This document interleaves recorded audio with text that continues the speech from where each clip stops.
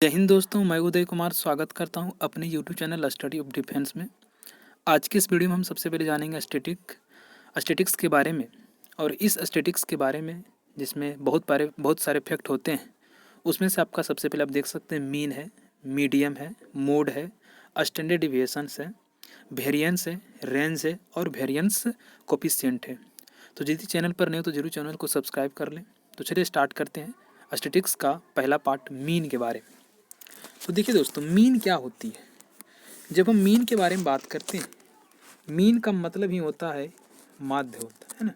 माध्य मतलब कह सकते हैं एक तरफ से एवरेज होते हैं ना। क्या होता है आपका, तो मीन का मतलब आपका जस्ट लाइक समझ सकते हैं आप, एवरेज ही होता है। ठीक है, तो कह सकते हैं जनरली एवरेज क्या होता है आपका, टोटल जो होता है उसका सम बटे टोटल नंबर। जैसे मान लीजिए हमको दिया हुआ 1 2 3 5 3 4 1, इस प्रकार का हमको यदि दिया हुआ है और हमसे बोले कि इसका मीन क्या होगा, तो हम सब क्या करते हैं, सब को जोड़ देते हैं और जितना नंबर है उससे क्या करते हैं, तो डिवाइड कर देते हैं। वही हमारा क्या निकल जाता है, मीन निकल जाता है। ठीक है, जैसे इसको आप देख सकते हैं, तो 1 + 2 + 3 प्लस में 5 प्लस में 3 प्लस में 4 प्लस में 1 और बटे में 1 2 3 4 5 6 7।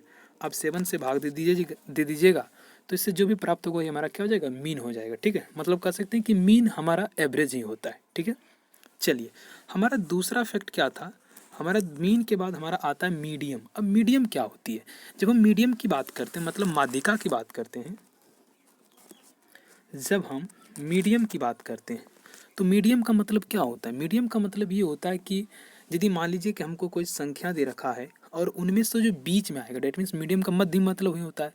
तो मीडियम मतलब जो बीच में होगा वही मेरा क्या हो जाएगा, मीडियम हो जाएगा। और उसको यदि आपको कोई दीर्घा सीरीज के रूप में, और वो सीरीज यदि आपका उलट पुलट आगे पीछे हो, तो उसको सबसे पहले आपको क्या करना पड़ेगा, तो उसको सबसे पहले आपको है ना असेंडिंग ऑर्डर में लिखना पड़ेगा। डेट मीन्स कह सकते हैं बढ़ते क्रम में आपको लिखना पड़ेगा। और जब आप उसको असेंडिंग ऑर्डर में लिख देते हैं और उसके बाद आपको देखना पड़ता है कि सबसे बीच में कौन होता है। चलिए एक बार देखते हैं एक क्वेश्चन, एक एग्जांपल लेके। जैसे हमको दे दिया 1 2 5 8 -1 3 और 4, मान लीजिए हमको क्या दिया हुआ, एक दे रखा सेकेंड्स में। ठीक है, अब इसका हमको निकालना है मीडियम।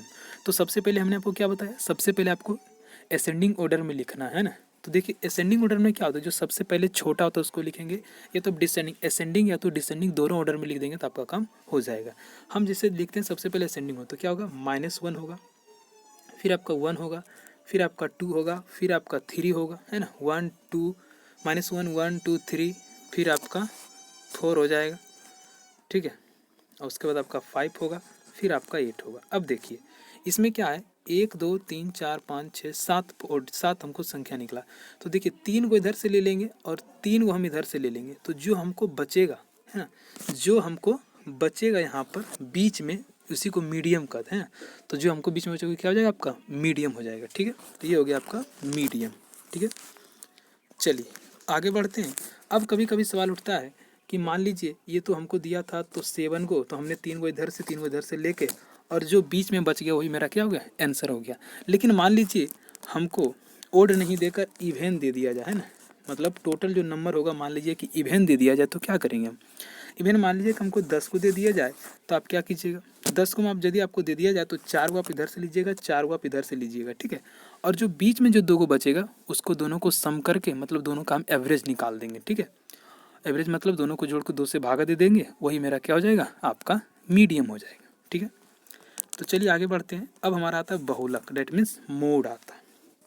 अब देखिए मोड क्या होती है, जब हम मोड के बारे में बात करते हैं, मोड के बारे में जो हम बात करते हैं, तो मोड का मतलब यही होता है कि सबसे ज़्यादा कोई संख्या कितनी बार, है ना, सबसे ज़्यादा कोई संख्या कितना है। जैसे देख सकते हैं हमने लिखा कि 2 3 4 2 2 5 8 2।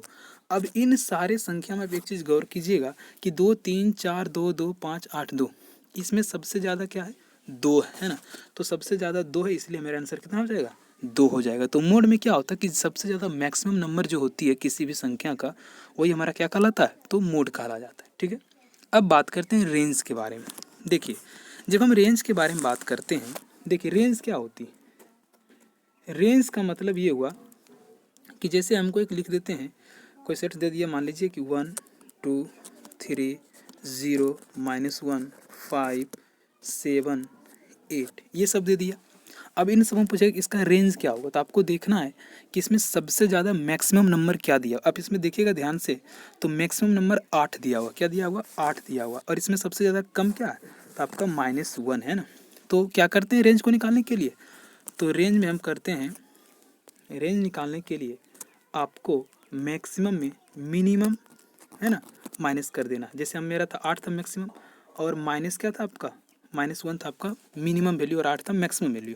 अब दोनों का जब आप निकालेंगे सब्ट्रैक्शन, तो आपको निकल जाएगा क्या, आपका हो जाएगा 9। मतलब वो जो मेरा सीरीज था उसका जो भी बनेगा रेंज वो मेरा 9 हो जाएगा। ठीक है, चलिए आगे आपका आता है, हमने सीख लिया मीन सीख लिया, मीडियम सीख लिया, हमने मोड सीख लिया, अब हम सीख लिया रेंज भी सीख लिया, और अब हम सीखेंगे आपका स्टैंडर्ड डिविएशन के बारे में। ठीक है, अब स्टैंडर्ड डिविएशन क्या होती है, थोड़ा सा ये लंबा, इसको ध्यान से समझिएगा, है ना। स्टैंडर्ड डिविएशन है ना, स्टैंडर्ड डिविएशन में क्या करते हैं, स्टैंडर्ड डिविएशन में सबसे पहले जैसे मान लीजिए कि 1 है, 2 है, 3 है, 5 है, 7 है, इतना मान लीजिए कि हमको दिया हुआ है। ठीक है,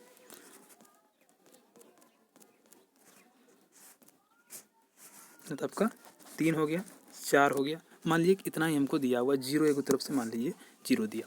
अब इसका पूछेगा कि स्टैंडर्ड डिविएशन कैसे फाइंड करेंगे, तो स्टैंडर्ड डिविएशन को फाइंड करने के लिए सबसे पहले आपको मीन निकालना पड़ेगा। क्या निकालना पड़ेगा दोस्तों, मीन निकालना पड़ेगा। और जब आप इसका मीन निकालिएगा तो क्या हो जाएगा, 3 3 6 6 4 10, और 10/5 कितना हो जाएगा, तो 10/5 आपका 2 हो जाएगा, है ना। कितना हो जाएगा आपका 2 हो जाएगा।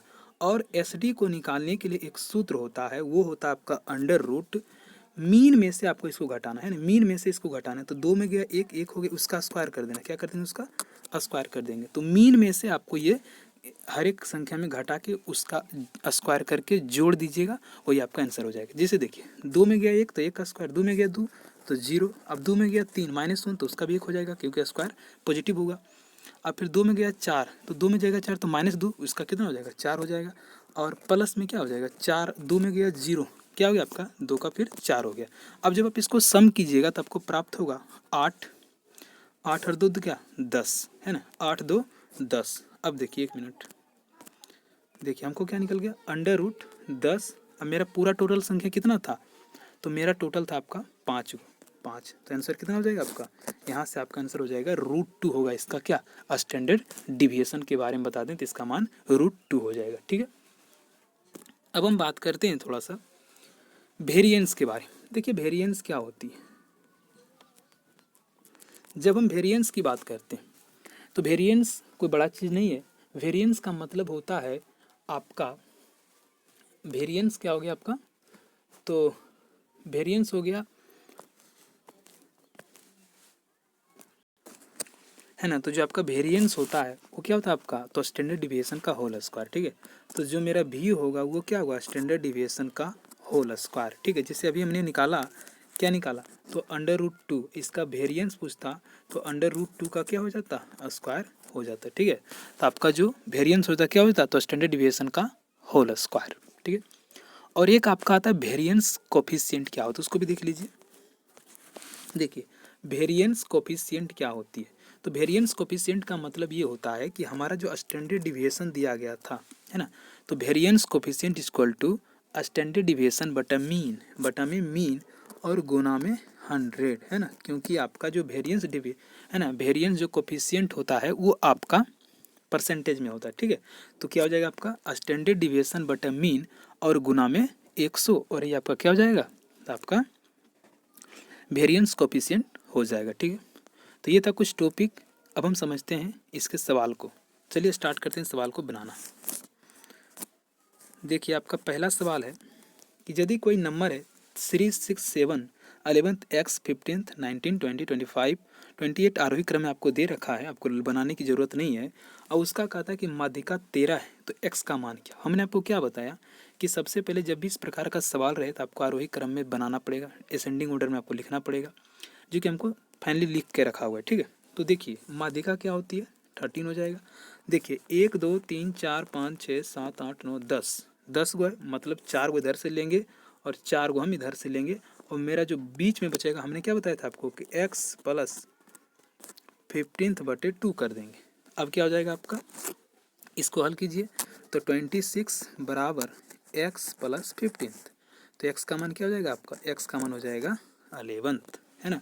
तो आपका जो माध्यिका निकला वो कितना निकल गया, 11 हो गया आपका माध्यिका। ठीक है, चलिए बढ़ते हैं नेक्स्ट क्वेश्चन की ओर। तो आपका क्वेश्चन है कि यदि आरोही क्रम में व्यवस्थित परीक्षणों का एक सेट दिया हुआ है और फिर अभी वही सवाल सेम है, आपको क्या करना है, इधर से देखिए 1 2 3 4 5 6 7 8 9 10, फिर आपको इधर से 4 लेना है, इधर से 4 लेना है और आसानी से माध्यिका का मान निकाल सकते हैं। माध्यिका दिया हुआ आपका और x का मान आप फाइंड कर सकते हो, उसी तरह जिस तरह हमने आपको पीछे वाला सवाल बताया। चलिए बढ़ते हैं नेक्स्ट सवाल की ओर।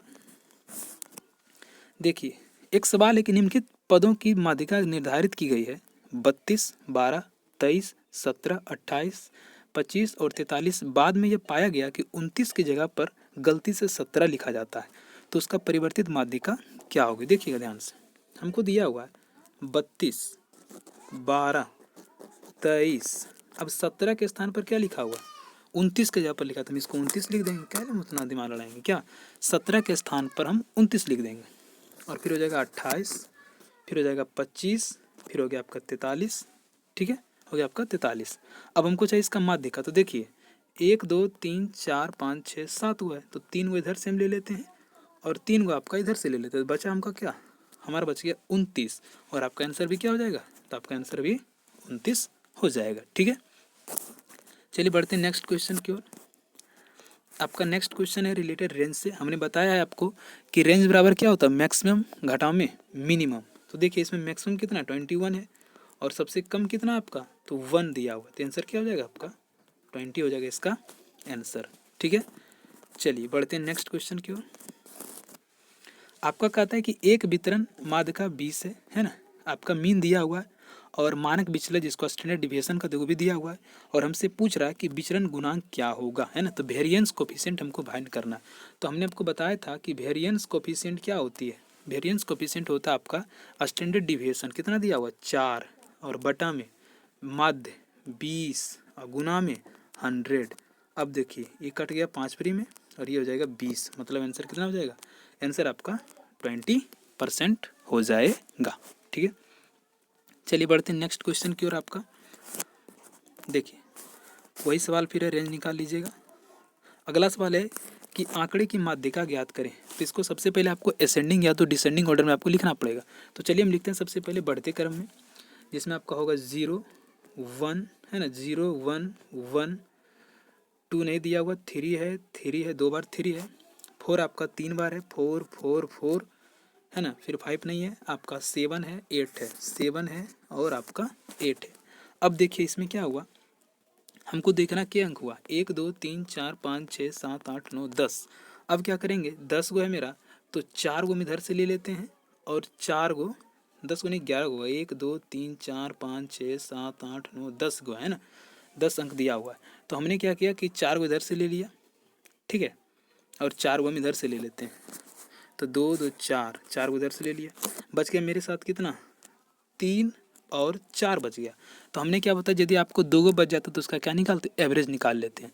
तो 3 + 4 करके बटे में 2 कर देंगे तो आपका आंसर 3.5 हो जाएगा, 3.5 हो जाएगा। तो ऑप्शंस आपका ए बिल्कुल सही हो जाएगा। चलिए बढ़ते हैं आगे की ओर। अगला सवाल देखते हैं। अगला सवाल में कहता है कि बहुलक ज्ञात करें। हमने क्या बताया, बहुलक में क्या होता है, किसी सबसे ज़्यादा जिसकी संख्या होती है हमारा बहुलक कहलाता है। अब देखिए 80 के बार है, 80 मेरा 1 बार 2 बार है 3 बार है, तो 80 3 बार हुआ, इसको लिख दिए यहीं पर, 80 3 हो गया। 90 की बात करते हैं, 90 आपका 1 बार 2 बार है ना, 2 बार है 90। 110 की बात करते हैं तो 110 आपका 1 बार है और 120 कितना बार है, 120 भी आपका 1 बार है। तो हमारा आंसर कितना हो जाएगा, 3, सबसे ज़्यादा 80, तो आंसर आपका 80 हो जाएगा। ठीक है, नेक्स्ट क्वेश्चन की ओर बढ़ते हैं। आपका अगला सवाल है कि फिर वही बहुलक आपको निकाल लेना है, जो सबसे ज़्यादा वो आंसर। फिर वही सवाल है, अगला सवाल है कि इसमें कहता है हमको मानक विचलन ज्ञात करें, स्टैंडर्ड डिविएशन ज्ञात करना है आपको। हमने क्या बताया आपको, स्टैंडर्ड डिविएशन ज्ञात करने के लिए सबसे पहले आपको मीन निकालना पड़ेगा। आप क्या कीजिए, सबसे पहले इन सबों का मीन निकालिए और जब आपका मीन निकल जाइए तो आसानी से हमने बताया था कि अंडर रूट क्या करना है, मीन में से इस संख्या को घटा के स्क्वायर करना है, फिर मीन में से घटा के इस संख्या का स्क्वायर करना है, फिर इसका सबको आपको करके और बटन में आपको टोटल से क्या करना है, डिविजुअल कर देना, और आपका आंसर हो जाएगा। ठीक है, चलिए आगे बढ़ते हैं।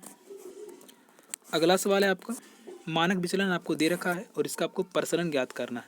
हमने आपको बताया था कि जो वेरिएंस होता है वो स्टैंडर्ड डिविएशन का क्या होता है, होल स्क्वायर होता है। ठीक है, तो हमको स्टैंडर्ड डिविएशन 4.5 है, तो 4.5 का होल स्क्वायर, तो 4.5 का होल स्क्वायर कितना हो जाएगा, 20.25। ऑप्शन आपका ए नंबर बिल्कुल सही हो जाएगा। चलिए बढ़ते हैं अगला सवाल की ओर। तो आपका अगला सवाल है कि यदि माध्यिका इतना दिया हो, मानक विचलन दिया हो इतना, और आपको कोफिशिएंट का मान ज्ञात करना है ना, तो आप आसानी से निकाल सकते हैं। वेरिएंस कोफिशिएंट क्या होता है, वो होता है आपका एस डी 4 हुआ, माध्य बटे 5 गुना में 100, कितना हो जाएगा, 4/5, ये हो जाएगा आपका, इसको निकाल लीजिए, 20 है ना, 20 है, तो 4×5 = 20, 20×5 100। सवाल दोबारा हो गया ना, 20 आंसर हो गया इसका, 20% हो जाएगा। नेक्स्ट सवाल फिर बढ़ते हैं, फिर आप इसका निकालना आपको वेरिएंस, तो वेरिएंस इसका स्क्वायर कर देंगे, 81 हो जाएगा।